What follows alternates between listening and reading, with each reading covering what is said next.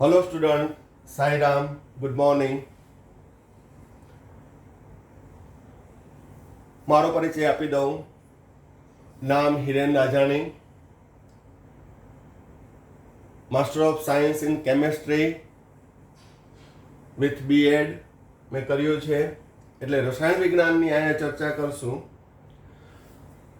તો 11મા ધોરણની અંદર રસાયણ વિજ્ઞાનની અંદર કુલ 14 ચેપ્ટર છે। અમુક પાસે ટેક્સ્ટ બુક હશે, અમુક પાસે ટેક્સ્ટ બુક નહીં હોય। તો રસાયણ વિજ્ઞાનની અંદર આપણે ચેપ્ટર નંબર 1 રસાયણ વિજ્ઞાનની કેટલીક પાયાની સંકલ્પનાઓ, some basic fundamental of chemistry, એ ચેપ્ટર સ્ટાર્ટ કરીએ। આ ચેપ્ટરની અંદર રસાયણ વિજ્ઞાનના અભ્યાસ માટે ખૂબ જ નાની નાની બાબતો જે ખૂબ જ ઉપયોગી છે એવાની ચર્ચા કરશું આપણે।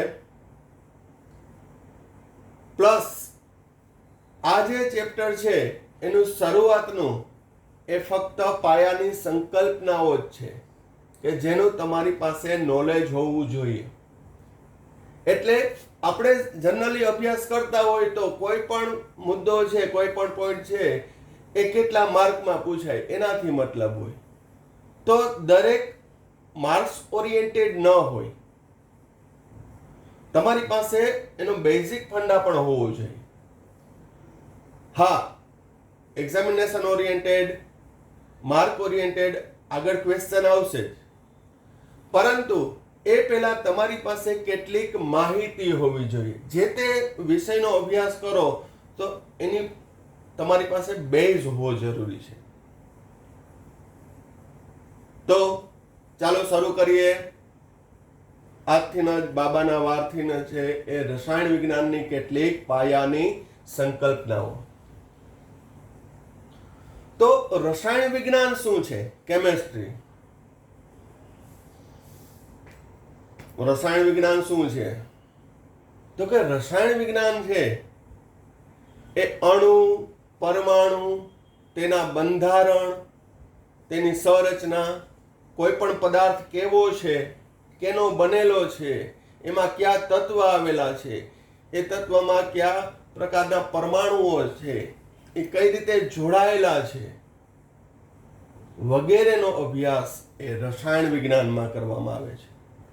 હવે પદાર્થનો અભ્યાસ તો દરેક વિજ્ઞાનમાં કરવામાં આવે છે। જીવ વિજ્ઞાનમાં સજીવ પદાર્થનો અભ્યાસ થાય છે, ભૌતિક વિજ્ઞાનની અંદર છે એ નિર્જીવ પદાર્થ, એનું દળ કેટલું છે, બળ કેટલું છે, ઉર્જા કેટલી છે, વગેરેનો અભ્યાસ થાય। જ્યારે રસાયણ વિજ્ઞાનની અંદર એવું વિજ્ઞાન છે કે જેમાં આપણે અભ્યાસ કરશું પદાર્થ કેનો બનેલો છે, એનું બંધારણ કેવું છે, એની સંરચના કેવી છે, એ કયા પ્રકારની પ્રક્રિયા કરે છે, કઈ નિપજો મળે છે, નિપજ મળે ત્યારે ઉર્જાના કયા કયા ફેરફાર થાય છે, આ બધાનો અભ્યાસ છે આપણે રસાયણ વિજ્ઞાનની અંદર કરવાના છીએ। તો chemistry A one type of mystery છે, અજાયબી છે, નવું નવું કંઈક એમાં આવ્યા રાખે, એક મેજિકલી સબ્જેક્ટ છે। તો ખૂબ જ ઇન્ટરેસ્ટથી તમે આ અભ્યાસ કરશો તો રસાયણ વિજ્ઞાનની અંદર ખૂબ જ તમને મજા આવશે। તો રોઆલ્ડ હોફમેન નામના વૈજ્ઞાનિકે રસાયણ વિજ્ઞાનને આ રીતે કંઈક દર્શાવ્યું કે રસાયણ વિજ્ઞાન છે એ અણુઓ અને તેના રૂપાંતરણનું વિજ્ઞાન છે। સાદામાં સાદું ઉદાહરણ આપું, હું એમ કહું કે HCl અને NaOH એ એસિડ અને બેઝ છે। HCl એસિડ છે, NaOH બેઝ છે, પણ બંનેને મિશ્ર કરવામાં આવે તો બની જાય NaCl અને H2O, ક્ષાર અને પાણી બને છે। તો પેલા HCl નો અણુ હતો, NaOH નો અણુ હતો, હવે એક ક્ષાર અને પાણીમાં રૂપાંતર થઈ ગયું। એટલે કે રસાયણ વિજ્ઞાન 100 જેટલા તત્વોનું વિજ્ઞાન નથી, પરંતુ અસંખ્ય અણુ, પરમાણુ અને તેના રૂપાંતરણ સાથે સંકળાયેલું વિજ્ઞાન છે। તમને એક બીજું ઉદાહરણ આપું કે હાઇડ્રોકાર્બન સંયોજનની અંદર વાત કરો તો એ સંયોજનમાં ફક્ત કાર્બન અને હાઇડ્રોજન જ હોય. પણ તમે ભણી ગયા છો કાર્બન અને હાઇડ્રોજન થી કેટલા સંયોજન બને. ખાલી આલ્કેનના નામ આપું તો methane, ethane, propane, butane, pentane, hexane. આલ્કીનમાં આપું તો ઇથિન, પ્રોપેન, બ્યુટીન. આલ્કાઇનમાં આપું તો ઇથાઇન, પ્રોપાઇન, બ્યુટાઇન, કે જેમાં કાર્બન હાઇડ્રોજનની સંખ્યાનું પ્રમાણ જુદું જુદું હોય છે. તેમની વચ્ચે બંધની સંખ્યા, એના પ્રકાર જુદા જુદા હોય છે. પણ ફક્ત કાર્બન અને હાઇડ્રોજનથી અસંખ્ય સંયોજન બને છે. હજી તો મેં ખાલી આ આલ્કેન, આલ્કીન, આલ્કાઇનની વાત કરું, પણ આપણે આગળ ભણશું ઓર્ગેનિક કેમિસ્ટ્રી ત્યારે ઘણા બધા સંયોજન આવશે જેને આપણે હાઇડ્રોકાર્બન સંયોજન કહેશું. ચક્રીય હોય છે, અચક્રીય હોય છે, શાખીય હોય છે, ઘણું બધું. ટૂંકમાં કહીએ તો વિશાળ એ વિજ્ઞાન છે. તો ફક્ત 100 જેટલા તત્વોનું વિજ્ઞાન નથી. હવે રસાયણ વિજ્ઞાનનો અભ્યાસ શા માટે જરૂરી છે? તો રસાયણ વિજ્ઞાન છે આપણા ઉપયોગી પાસાઓ અને વિનાશકારી પાસાઓ સમજવા માટે રસાયણ વિજ્ઞાનનો અભ્યાસ ખૂબ જ જરૂરી છે. જેમ કે ઉદાહરણ આપું કે ભાઈ સિસ્પ્લેટિન અને ટેક્સોલ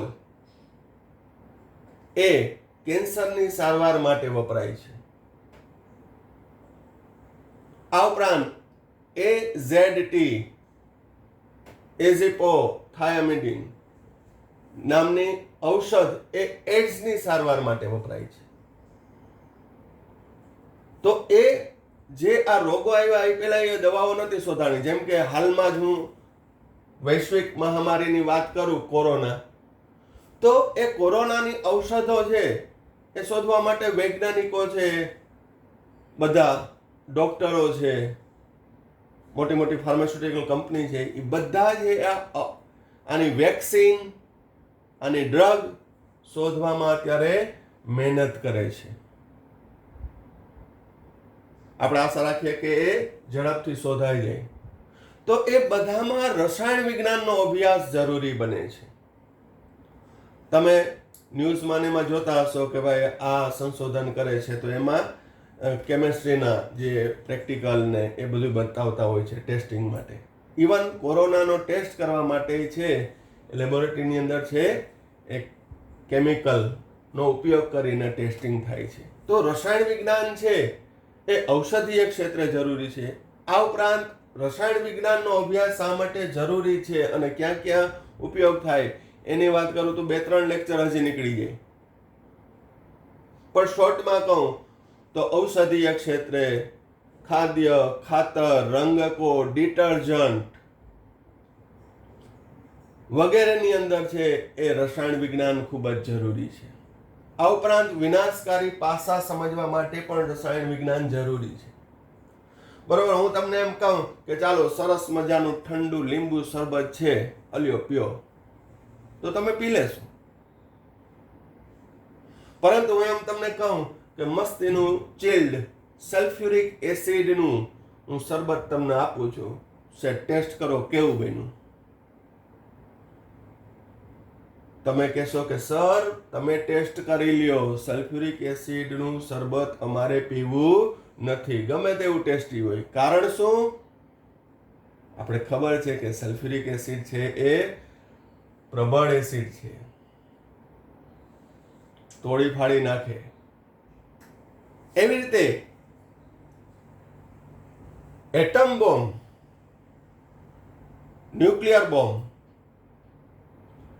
એનો અભ્યાસથી કે ભાઈ એ બ્લાસ્ટ થાય, એનું વિખંડન થાય, તો હિરોશીમા અને નાગાસાકીની અંદર છે કેવી મહામારી સર્જાણી હતી એ આપણે સૌ બધા જાણીએ છીએ. તો રસાયણ વિજ્ઞાનનો અભ્યાસ છે એ ઉપયોગી ભાષા તેમજ વિનાશકારી પાસા સમજવા માટે પણ જરૂરી છે. કારણ કે રસાયણ વિજ્ઞાન એ આપણા જીવન સાથે સીધી અથવા આડકતરી રીતે સવારથી લઈ રાત્રે સૂઈએ ત્યાં સુધી સંકળાયેલું છે. જેમ કે આપણા શરીરની અંદર થતી બધી પ્રક્રિયાઓ ચયાપચયની એ જૈવ રાસાયણિક પ્રક્રિયાઓ કહેવાય. એમાં પણ રસાયણ વિજ્ઞાન સંકળાયેલું છે. મગજની કાર્યશૈલી, આપણે કહીએ ને કે મગજની અંદર સંદેશો પહોંચે એ રાસાયણિક પદાર્થો દ્વારા પહોંચે, સોડિયમ પોટેશિયમ દ્વારા એ પહોંચતું હોય. તો એ મગજની કાર્યશૈલીમાં પણ રસાયણ વિજ્ઞાન, ઘણીવાર પછી એમ થાય કે ડાયલોગ સાંભળ્યો છે, કેમિકલ લોચા હો ગયા. એ કેમિકલ લોચા શું છે કે મગજ સુધી એનો સંદેશો પહોંચતો નથી, રાસાયણિકમાં કંઈક પ્રક્રિયાઓમાં કંઈક લોચો પડી ગયો. તો રસાયણ વિજ્ઞાનનો અભ્યાસ એટલો બહોળો છે કે એને સરળતા માટે છે એ જુદી જુદી શાખાઓમાં રૂપાંતર કર્યું. જેમ કે પહેલી વહેલી શાખા છે અકાર્બનિક, જેને ઇનઓર્ગેનિક કેમિસ્ટ્રી કહેવાય. પછી કાર્બનિક, ઓર્ગેનિક કેમિસ્ટ્રી. આ ઇનઓર્ગેનિક, ઓર્ગેનિક, ભૌતિક રસાયણ, ફિઝિકલ કેમિસ્ટ્રી, જીવ રસાયણ, બાયોકેમિસ્ટ્રી, વૈશ્લેષિક રસાયણ, એનાલિટિકલ કેમિસ્ટ્રી, ઔદ્યોગિક કેમિસ્ટ્રી, ઇન્ડસ્ટ્રીયલ કેમિસ્ટ્રી અને કેન્દ્રીય રસાયણ વિજ્ઞાન, ન્યુક્લિયર કેમિસ્ટ્રી. તો આ દરેક શાખામાં કેનો અભ્યાસ કરવામાં આવે છે એ અંગેની આપણે ચર્ચા કરશું. જેમ કે અકાર્બનિક શાખાવાળો પોર્શન તમે 10મા ધોરણમાં ભણી ગયા છો, ધાતુઓ, અધાતુઓ, એ અકાર્બનિક હતું. આ ઉપરાંત એસિડ બેઝ એ અકાર્બનિક હતું, પરંતુ એની અંદર પીએચ, એનું માપન એ ભૌતિક રસાયણમાં આવે. જ્યાં જ્યાં ફિઝિક્સ સંકળાયેલું હોય રસાયણ સાથે એ ભૌતિક રસાયણમાં આવે છે. પ્રોટીન છે, કાર્બોહાઈડ્રેટ છે, ન્યુક્લિક એસિડ છે, એ જીવ રસાયણમાં આવે, બાયોકેમિસ્ટ્રીમાં. વૈશ્લેષિક રસાયણની અંદર છે વિશ્લેષણ, કે કયા પદાર્થમાં ઘટકોનું પ્રમાણ કેટલું છે. આ ઉપરાંત લેબોરેટરી ટેસ્ટિંગ એ વૈશ્લેષિક રસાયણમાં આવે.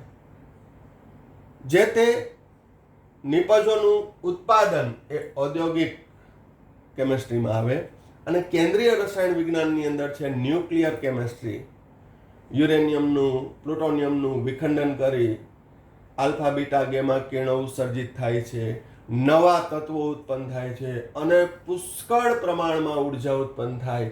આ અંગેનો અભ્યાસ છે એ કેન્દ્રીય રસાયણ વિજ્ઞાનમાં કરવામાં આવે છે. તો આ વાત થઈ આપણે રસાયણ વિજ્ઞાન શું છે, રસાયણ વિજ્ઞાનનો અભ્યાસ શા માટે જરૂરી છે, એને અભ્યાસને સરળ બનાવવા માટે કઈ કઈ શાખાઓમાં રૂપાંતર કરીએ એ અંગેની ચર્ચા કરી.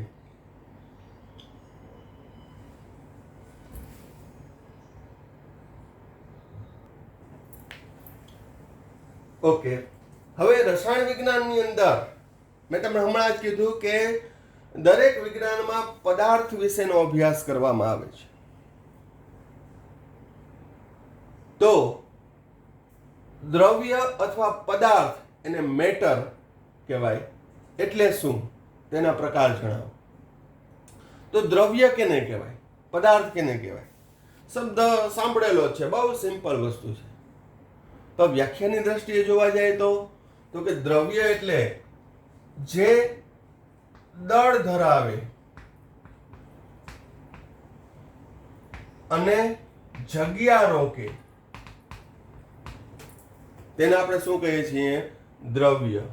જેમ કે આપણી આસપાસ રહેલી દરેક વસ્તુઓ, બોર્ડ, ચોક, મોબાઈલ, ટેબલ, ખુરશી, બધું આ પદાર્થ અથવા દ્રવ્ય કહેવાય, કારણ કે તે દળ ધરાવે છે અને જગ્યા રોકે છે. તો હવે તેના પ્રકાર કેટલા થશે? તો કે વ્યવહારમાં છે એ ભૌતિક સ્થિતિના આધારે એના મુખ્ય 3 પ્રકાર છે: ઘન, પ્રવાહી અને વાયુ. અન્ય 2 અવસ્થાઓ છે હજી, પ્લાઝમા અવસ્થા અને બોઝ આઇન્સ્ટાઇન કન્ડેન્સેટ. પણ અત્યારે આપણે એની જરૂર પડશે નહીં, કારણ કે વ્યવહારમાં આપણે મુખ્ય 3 અવસ્થાઓ ઘન, પ્રવાહી અને વાયુના અભ્યાસ સાથે વધુ સંકળાયેલા રહેશું. તો ઘન, પ્રવાહી અને વાયુ બધાને ખબર છે, ઘન કેને કહેવાય, પ્રવાહી કેને કહેવાય, વાયુ કેને કહેવાય. પરંતુ કોઈ પણ પદાર્થની ભૌતિક સ્થિતિ ઘન, પ્રવાહી કે વાયુ શા માટે છે? સિમ્પલ ઉદાહરણ આપું કે ભાઈ લોખંડનો ટુકડો તો એ આપણે ઓરડાના તાપમાને ઘન સ્થિતિમાં જ હોય. પાણી તો કે પ્રવાહી સ્થિતિમાં જ હોય. હાઇડ્રોજન, ઓક્સિજન, નાઇટ્રોજન એ વાયુ સ્વરૂપે જ હોય. કેમ? એ બધા તત્વોના જ બનેલા છે. છતાં એની ભૌતિક સ્થિતિ ઘન, પ્રવાહી કે વાયુ શા માટે? તો તમે આગળના ધોરણમાં ભણી ગયા હશો કે દરેક ઘટક કણ વચ્ચે આંતર આણ્વીય આકર્ષણ બળ રહેલું હોય છે. આ આકર્ષણ બળની પ્રબળતા દરેક પદાર્થમાં જુદી જુદી હોય છે, જેના આધારે જે તે પદાર્થ ઘન સ્થિતિમાં કે પ્રવાહી કે વાયુ સ્થિતિમાં રૂપાંતર થાય. જેમ કે લોખંડની વાત કરું તો લોખંડની અંદર Fe ના પરમાણુ હોય, તો એમની વચ્ચે ધાત્વિક બંધ હોય છે જે પ્રબળ હોય છે. તો એના ઘટક કણો એના સ્થિતિ સ્થાનમાં રહી શકે, પરિણામે એ ઘન અવસ્થામાં રૂપાંતર થાય. H2O પાણી, એના અણુઓ જો ટેકો રાખવામાં આવે, એટલે કે પાત્રમાં રાખવામાં આવે, તો એના અણુઓ છે એના મૂળ સ્થિતિ સ્થાનમાં જળવાયેલા રહીએ. પરંતુ જો પાત્રમાંથી નીચે ઢોળી દઉં તો એ પ્રસરી જાય, રેલાઈ જાય, તો એ પ્રવાહી છે. જ્યારે વાયુના અણુઓ વચ્ચેનું આંતરાણ્વીય આકર્ષણ ખૂબ જ ઓછું હશે, માટે જ વાયુને મારે સ્ટોર કરવો હોય તો એ બંધ પાત્રમાં જ કરવો પડે. તો ઘન અવસ્થામાં શું છે? આંતર આણ્વીય આકર્ષણ કેવું હશે? વધુ, સૌથી વધુ. ઘન પદાર્થ છે એ ચોક્કસ કદ અને આકાર ધરાવે છે. જેમ કે ઘન પદાર્થનું હું સામાન્ય રેખાંકિત ચિત્ર દર્શાવું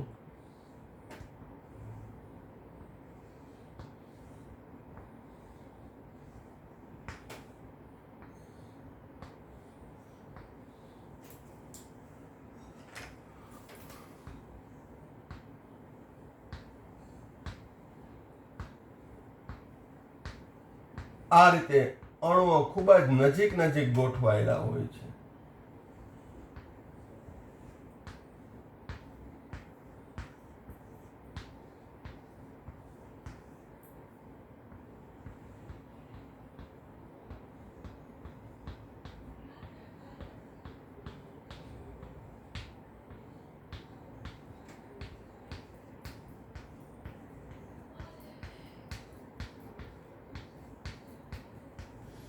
હવે એનાથી વધુ નજીક જઈ શકતા નથી અને દરેક ઘટક અણુઓ છે એના મધ્યમાન સ્થાનની આજુબાજુ એ હલનચલન કરી શકતા નથી, એટલે સ્થિર રહે છે. એટલે એને જડત્વનો ગુણ કહેવાય. જ્યાં સુધી આપણે એને ખસેડીએ નહીં, બળ ના લગાડે, ત્યાં સુધી એમને પડ્યું રહેશે. જેમ કે આ ચોક હું અહીંયા જ રાખું તો એ અહીંયા જ પડી રહેશે, અહીંયાથી છે એ હલશે નહીં. તો એના મધ્યમાન સ્થાનની આજુબાજુ છે એ સ્થિર ગોઠવાયેલા હોય, એટલે એ ઘન સ્થિતિમાં હોય છે. ચોક્કસ કદ અને આકાર પણ હોય. જેમ કે આ સમઘન છે, ગોળાકાર હોય, નળાકાર હોય, જુદા જુદા આકાર તમે ભણી ગયા છો. અને એની સાથે સંકળાયેલું કદ, જેને આપણે ઘનફળ એનું કદ કહીએ છીએ કે ભાઈ ગોળાનું ઘનફળ, સમઘનનું કદ, વગેરે શોધવા માટેના સૂત્ર પણ છે. એટલે ચોક્કસ કદ પણ છે. કદ એટલે વોલ્યુમ. બરાબર? એ તમે 10મા ધોરણના મેથ્સમાં છે એ ઘનફળ ક્ષેત્રફળ ગણી ગયા હશો. તો એ ચોક્કસ છે. હવે ઘન પદાર્થને જો ગરમ કરવામાં આવે તો એનું પ્રવાહીમાં રૂપાંતર થાય. જનરલી ઘનને ગરમ કરો તો પ્રવાહીમાં રૂપાંતર થાય, કારણ કે અણુ વચ્ચેના બંધ તૂટે છે. પરંતુ એ પણ તમને જણાવી દઉં કે કેટલાક ઘન પદાર્થ એવા છે કે જેનું ઘનનું સીધું વાયુમાં રૂપાંતર થાય, જે આપણા રોજબરોજના જીવનમાં પણ સંકળાયેલું છે. કોઈનો જવાબ આપી શકશે? ઓકે, તો કેટલાક ઘન પદાર્થ છે એનું સીધું વાયુમાં રૂપાંતર થાય. એ કયા કયા પદાર્થો છે? મને કોમેન્ટ બોક્સની અંદર છે એનો જવાબ કહેજો, જેટલા આવડે એટલા. પણ એ આપણા રોજિંદા જીવનમાં સંકળાયેલું છે તો એ કરજો. બાકી સામાન્ય રીતે ગરમ કરતા એ પ્રવાહીમાં રૂપાંતર થાય, પણ કેટલાક પદાર્થો છે એ ઘનનું સીધું વાયુમાં રૂપાંતર થાય. એ ઘટનાને કહી દઉં, એને કહેવામાં આવે છે ઉધ્વપાતન. તો ઉધ્વપાતન પામતા પદાર્થો કયા કયા છે એ મને તમે સહેજ જણાવજો, નહીતર હું મારા નેક્સ્ટ લેક્ચરની અંદર એનો જવાબ આપીશ.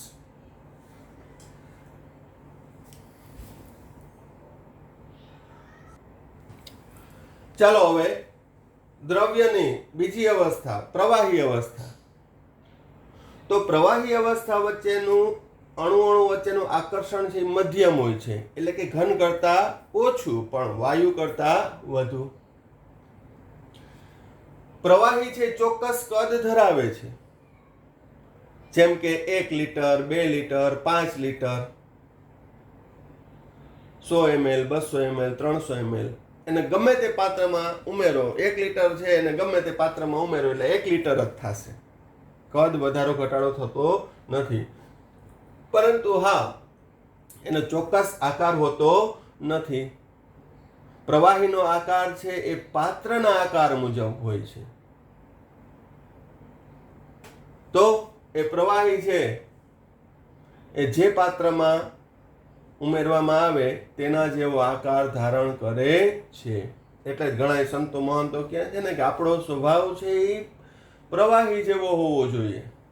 દરેક આકારમાં ઢળી જવાનું, જતું કરવાનું. બરોબર ને? તો એ પ્રવાહીનો આકાર છે એ પાત્રના આકાર મુજબ હોય છે. ગ્લાસમાં ઉમેરો તો ગ્લાસ જેવો હોય છે, કરસિયામાં ઉમેરો તો કરસિયા જેવો હોય છે, બોટલમાં ઉમેરો તો બોટલ જેવો થઈ જાય છે. એટલે કે એને પ્રવાહીના અણુઓ છે એ વહનશીલતા અને પ્રસરણનો ગુણ ધરાવે છે. જેમ કે આને મારે પાત્રમાં રાખવું પડ્યું. જો પાત્ર હટાવી લઉં અથવા તો અહીંયા હું છિદ્ર કરી નાખું તો એ ફેલાઈ જશે, વહી જશે. તો પ્રસરણ અને વહનશીલતાનો ગુણ ધરાવે છે. ઘનમાં છે વહનશીલતા કે પ્રસરણનો ગુણ નહોતો, ત્યાં જડત્વનો હતો. જે પદાર્થ જ્યાં પડ્યો હોય ત્યાં જ પડ્યો રહીએ, જો એને અડીએ નહીં તો. અહીં પ્રવાહી છે એની એક સપાટી છે મુક્ત સપાટી હોય. પ્રવાહીની એક સપાટી કેવી હોય છે? મુક્ત. જેમ કે આ ઉપરની સપાટી છે એ મુક્ત સપાટી કહેવાય, ફ્રી સરફેસ. જ્યારે બાકીની સપાટી છે એ પાત્રની દિવાલ મુજબ હોય છે. તો આ પણ નોલેજમાં રાખજો. મેં તમને કીધું કે બહુ આપણે અહીંયા પાયાની સંકલ્પનાઓ કરશું, એટલે બહુ સિમ્પલ વસ્તુ, પરંતુ એ સિમ્પલ વસ્તુનું ડેફિનેશન તમે જો અભ્યાસ કરો તો તમને ભણવાની ઓર મજા આવે. બાકી ઘન, પ્રવાહી ને વાયુ તો આપણે બધાય જાણીએ છીએ, જે નથી ભણતા એ પણ જાણતા હશે. પણ ઘન કઈ રીતે છે, પ્રવાહી કઈ રીતે છે, એના ગુણધર્મો ક્યાં છે, એની લાક્ષણિકતાઓ કઈ છે, એ અભ્યાસ કરો તો થોડી વધારે મજા આવશે. એટલે જ એને કહેવામાં આવે છે વિજ્ઞાન પ્રવાહ, કે જેની અંદર દરેક વસ્તુનું એક્સપ્લેનેશન મળે, એની સમજૂતી મળે, એની ડેપ્થ મળે. ગરમ કરતા એનું વાયુમાં રૂપાંતર થાય છે. જેને બાષ્પયન કહેવાય, વેપોરાઇઝેશન કહેવાય છે.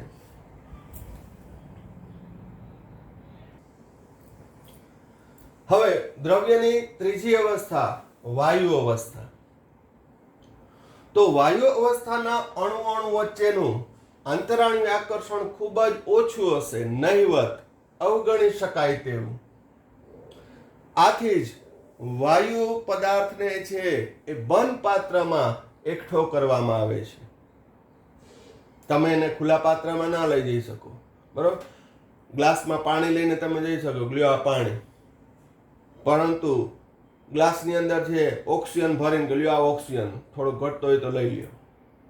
એને બંધ પાત્રમાં, સિલિન્ડરમાં જ ભરવો પડે. કોઈ પણ વાયુને ચોક્કસ કદ કે આકાર નથી ધરાવતું. વાયુનો ચોક્કસ કદ ના હોય અને આકાર પણ ના હોય. પ્રવાહીને શું હતું? ચોક્કસ કદ હતું, આકાર નહોતો. તો અહીં વાયુને તો ચોક્કસ કદ કે આકાર નથી ધરાવતું, કારણ કે એ પ્રસરણનો ગુણ પણ ધરાવે છે. જેમ કે અહીંયા ચોક્કસ કદ નથી, એ થોડુંક અજુગતું લાગે કદાચ. પ્રવાહી માટે કીધું કે 1 લીટર લીંબુ શરબત, તો 1 લીટર જ થાય. પછી એને તપેલીમાં રાખો કે બોટલમાં ભરો, એ 1 લીટર જ થશે. પરંતુ વાયુ માટે કેવું છે જોજો. ધારો કે આ ગોળો છે એ 1 લીટર કદ ધરાવે, ઉદાહરણ તરીકે લો. હવે એની અંદર ભરેલો વાયુ છે એને હું 2 લીટર કદ ધરાવતા ગોળામાં ટ્રાન્સફર કરું, એટલો જ જથ્થો, તો શું ખાલી અડધું જ ભરાશે? આ 2 લીટર છે,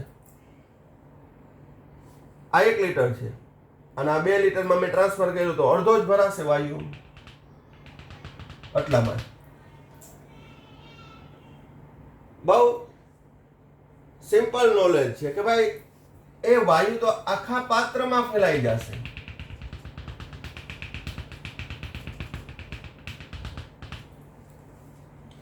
તો વાયુનું કદ, બરાબર ધ્યાન રાખજો, વાયુનું કદ એ પાત્રના કદ જેટલું હોય છે અને તેનો આકાર પાત્રના આકાર જેટલો હોય છે. કારણ શું? તો કે વાયુના અણુ છે 1 લીટરમાંથી 2 લીટરમાં ટ્રાન્સફર કરું તો હવે વાયુનું કદ કેટલું થશે? 2 લીટર. એટલે એનું કદ ચોક્કસ નથી. ખ્યાલ આવી ગયો? ફેરફાર શું થશે? તો આ 1 લીટરમાંથી 2 લીટર કર્યું તો અહીં એનું દબાણ છે એ ઘટશે. હવે એ જ વાયુને હું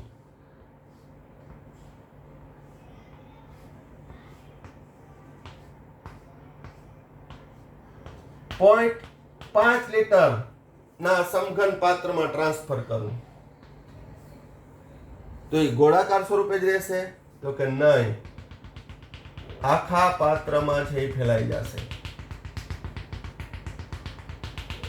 તો હવે એનો આકાર કેવો થઈ ગયો? સમઘન. અહીંયા ગોળાકાર હતો, અહીંયા કેવો થઈ ગયો? સમઘન. એનું કદ કેટલું થઈ ગયું? 0.5 લીટર. કારણ કે પાત્રનું કદ કેટલું છે? 0.5 લીટર. તો વાયુનું કદ અને આકાર પાત્રના કદ અને આકાર મુજબ હોય છે.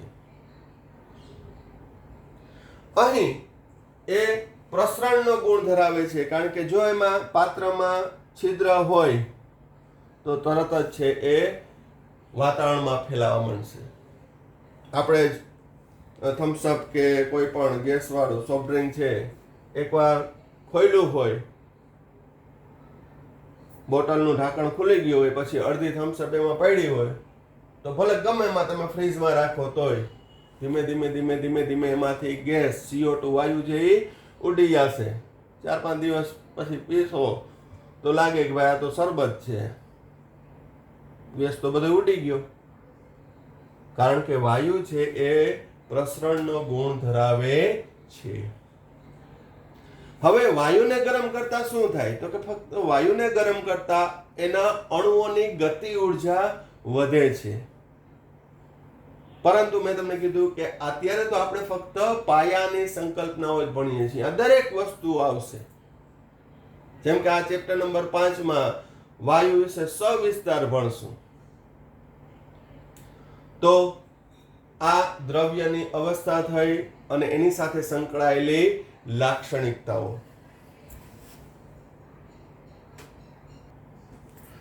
હવે દ્રવ્યના પ્રકાર આપણે તેની ભૌતિક અવસ્થાના આધારે જોયું, ઘન, પ્રવાહી અને વાયુ. હવે જે તે દ્રવ્યની લાક્ષણિકતાના આધારે એના પ્રકાર શું થશે? તો એના મુખ્ય બે પ્રકાર થશે.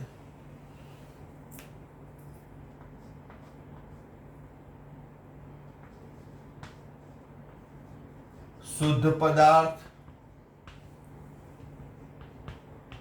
અને મિશ્ર પદાર્થ.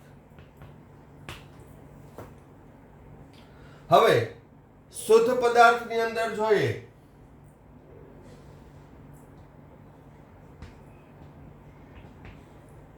તો તત્વ અને સંયોજન આવશે. તત્વની અંદર જોઈએ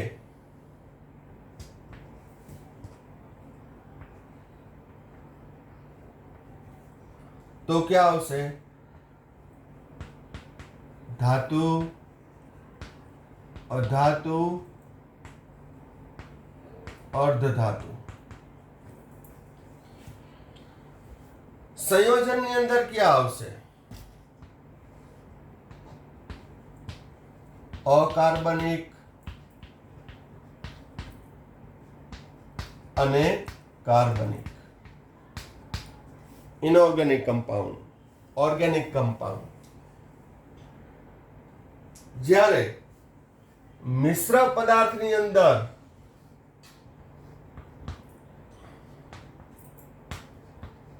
સમાંગ મિશ્રણ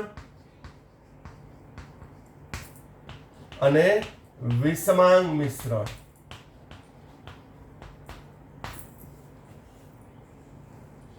તો દ્રવ્યની લાક્ષણિકતાના આધારે એના મુખ્ય બે પ્રકાર, શુદ્ધ અને મિશ્ર. શુદ્ધ પ્યોર કાં તો તત્વ હોય અથવા તો સંયોજન હોય.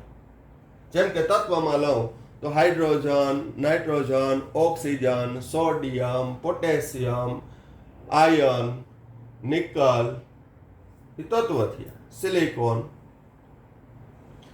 સંયોજન છે એ બે કે તેથી વધુ તત્વોનું મિશ્રણ છે, પણ એ શુદ્ધમાં આવે. જેમ કે સોડિયમ ક્લોરાઇડ NaCl, એમાં સોડિયમ અને ક્લોરીન જ છે.